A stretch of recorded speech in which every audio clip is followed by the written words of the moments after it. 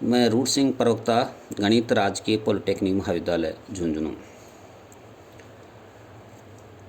Math second, code number 2001, semester scheme में आज vector algebra पढ़ाएंगे। वेक्टर अलजेब्रा के अंदर क्या क्या चीज़ होती हैं उसके बारे में बताएंगे।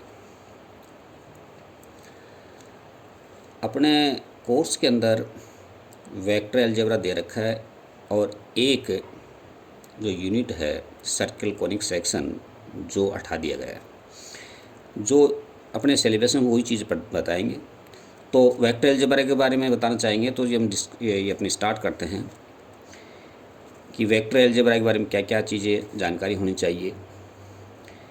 ऐसी भौतिक राशियाँ जिन्हें व्यक्त करने के लिए परिमाण के साथ साथ दिशा की भी आवश्यकता हो, वे सदिश राशियाँ कहलाते हैं। मतलब वो इसे जो वेक्टर अलजेब्रा के अंदर उसमें परिमाण के साथ साथ डायरेक्शन दिशा की भी आवश्यकता हो, दोनों चीज़ें हों, उसको हमने राशियाँ जो सदिश राशियाँ कहलाती हैं। जैसे एग्जांपल वेग जो वेलोसिटी है ये एक अपने सदिश राशि के अंदर आती है। अब इसके अंदर वेक्टर के अंदर क्या क्या चीज़ होती है, वेक्टर को कैसे डिनोट किया जाता है, नोटेशन मतलब संकेतन निरूपण, मतलब जो वेक्टर को है वो कैसे इंडिकेट किया जाता है, वो है सदिश राशियों को प्राय तीर का चिन्ह लगाकर व्यक्त किया जाता है। जैसे ए वेक्टर ऊपर जो तीर का निशान है, b vector c vector etc, जो तीर का जो निशान है ये वेक्टर का इंडिकेशन है, संकेतन है। फिर है इसमें मैग्नीट्यूड ऑफ वेक्टर्स, सदिश का परिमाण, सदिश ए का मापांक modulus a is equal to a. इसको जो सदिश का जो मैग्नीट्यूड निकालते हैं modulus a is equal to a निकलता है इसका। फिर है यूनिट वेक्टर, इकाई सदिश। इकाई सदिश किसी वेक्टर का इकाई सदिश निकालने के लिए इसको एक कैप मतलब से डिनोट किया जाता है।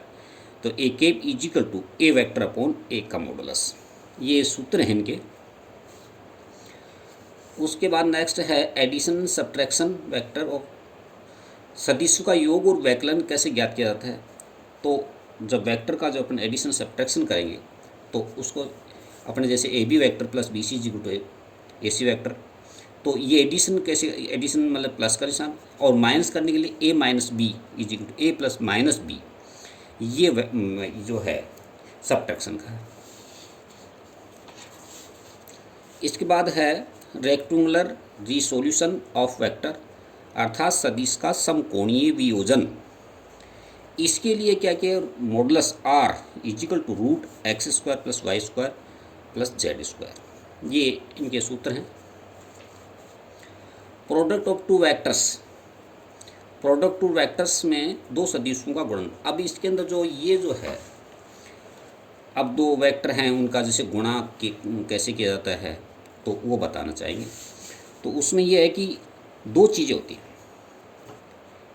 एक तो है स्केलर और डॉट प्रोडक्ट, अर्थात अदिश या बिंदु गुणनफल।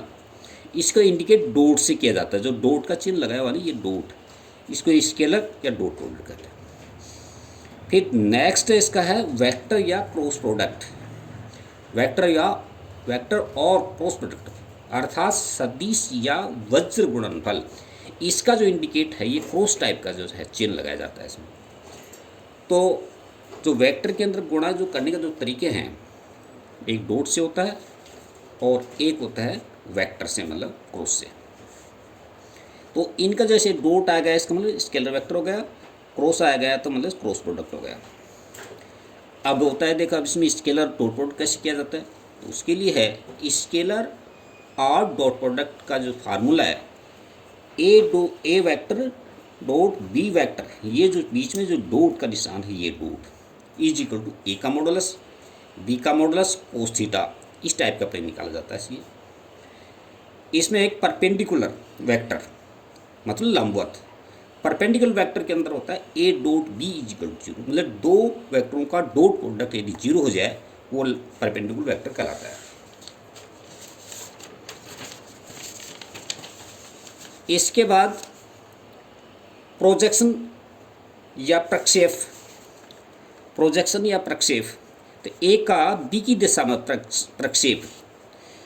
अब प्रोजेक्शन जैसे किसी वेक्टर का जो प्रोजेक्शन निकाला जाता है, दो वेक्टरों के बीच में प्रोजेक्शन निकाला जाता है, तो उसके दो फार्मूले हैं।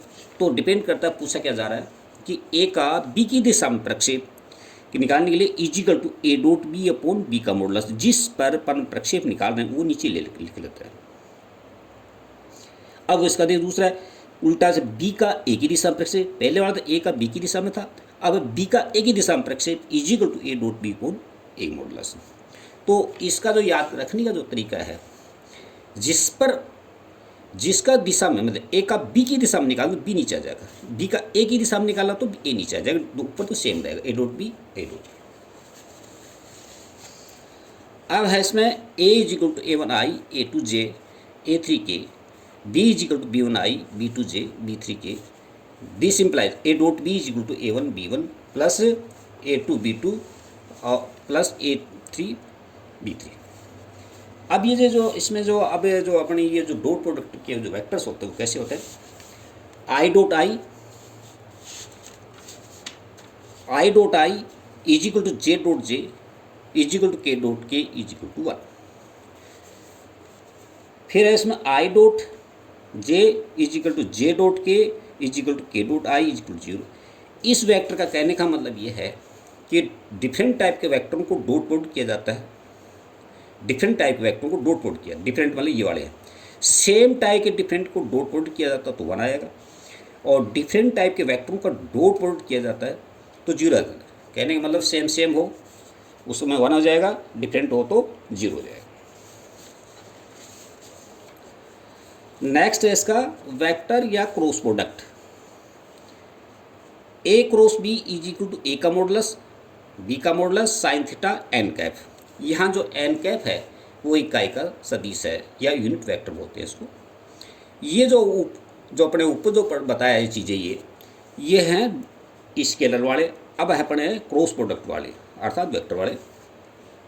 इसका फार्मूला अपने पास ये है कि a cross b is equal to a का मॉडुलस बी का modulus sine theta n cap. यहाँ एन कैप जो है वो इकाई का सदिश था, यूनिट वेक्टर है।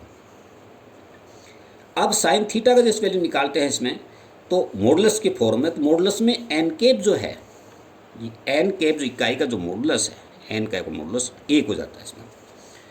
तो sine theta is equal to A modulus A cross B का मॉडुलस अपॉन ए का मॉडुलस और बी का modulus. N cap is equal to जैसे लंबवत इकाई सदिश निकालना हो, N cap is equal to A cross B upon इसी इकाई मॉडुलस ए क्रॉस बी का मॉडुलस। अब इसके अंदर जो है पहले अपने डॉट का था, अब क्रॉस में देखना तो क्या आता है, क्रॉस में ये आता है कि जब सेम सेम हो या डिफरेंट टाइप के हो तो उसमें क्या आएगा, तो i cross i is equal to j cross J is equal to k cross के इज इक्वल टू 0। इसका कहने का मतलब जब सेम सेम टाइप का क्रॉस प्रोडक्ट किया जाता है तो तब 0 आ जाता है। जबकि ऊपर जो अपनी जो बताया डॉट में क्या होता है 1 होता है, क्रॉस में क्या हो जाता है सेम 0 हो जाता है, अर्थात इसके उल्टे हो गए एक तरह के। अब आगे देखो sir, i cross J is equal to k, j cross के is equal to i, k cross i is equal to j. एक ये साइक्लिक ऑर्डर के अंदर होता है ऐसे, मतलब जिसमें जो आई है, जे है, जे और के, इस टाइप का, मतलब जैसे इस टाइप चले ऐसे यूँ है यूँ, तो ये ऐसे एक साइकिल और ऐसे घूमे तो आई क्रॉस जे मतलब आगे बढ़ता जाएगा, जैसे आई के बाद जे आता है, जे के बाद के आता है, के बाद आई आता है, ऐसे चलता जाएगा। तो i cross J is equal to k, j cross के is equal to i, k cross i is equal to j. अब इसकी साइक्लिक चेंज करते हैं, मतलब इसका ऑर्डर चेंज करते हैं तो अब क्या हो जाएगा, उल्टा हो जाएगा। मतलब जे क्रॉस आई इज करते हैं तो माइनस किया जाता है, K cross J is equal to minus I cross के is equal to minus J. तो ये डिफरेंट जो है अपने किया है वो इस टाइप के। अब दो वेक्टरों का जब गुणा करते हैं तो क्या तरीका अपनाते हैं, तो एक सारणी फॉर्म में इसको लिख सकते हैं। तो इसका सूत्र है आई जे और के। तो आप जो दो वेक्टर जो है, जैसे ऊपर बताया कि ये A1i A2j A3k B1i B2bj B3k, ये इनका क्रॉस प्रोडक्ट कैसे किया जाता है, तो इसको सारणिक फॉर्म में लिखेंगे। तो यह है A cross B is equal to I J K, A1 A2 A3 B1 B2 B3, ये सारणिक फॉर्म है। अब इसको जो सारणी के जो अपना पहले हम अपने सारणी का अपने चैप्टर बता चुके, इस डिटरमिनेंट्स का वैल्यू कैसे निकालते हैं तो वो अपने डिस्कस कर चुके हैं। वैसे ही हैं जिसमें पहले आई लेंगे ऐसे क्रॉस, फिर जे वाले लेंगे, फिर के वाले। अब आगे इसका है समानांतर चतुर्भुज का क्षेत्रफल। इसका जो समांतर जो रेक्टेंगल जो है उसका जो एरिया निकालते हैं वो है A क्रॉस B का मॉडुलस। फिर नेक्स्ट है त्रिभुज का क्षेत्रफल, मतलब triangle of area of triangle is equal to half आएगा इसमें, हाफ A क्रॉस B। ऊपर वाले में हाफ नहीं आती, इसमें हाफ आ जाता है। अब तीन सदिशों का संरेख होने का प्रतिबंध, संरेख का है कोलिनियर, कोलिनियर होने की जो कंडीशन है वो ये होता है कि A cross B plus B cross C plus C cross A is equal to 0। तो ये अपने इसके जो फार्मूले हैं स्केलर के और क्रॉस प्रोडक्ट के, ये फार्मूले हैं। इन फार्मूलों को ध्यान में रखते हुए इनके क्वेश्चन करेंगे। बस आज बताएंगे, नेक्स्ट पर अपने इसके एग्जाम्पल ले लें। ओके।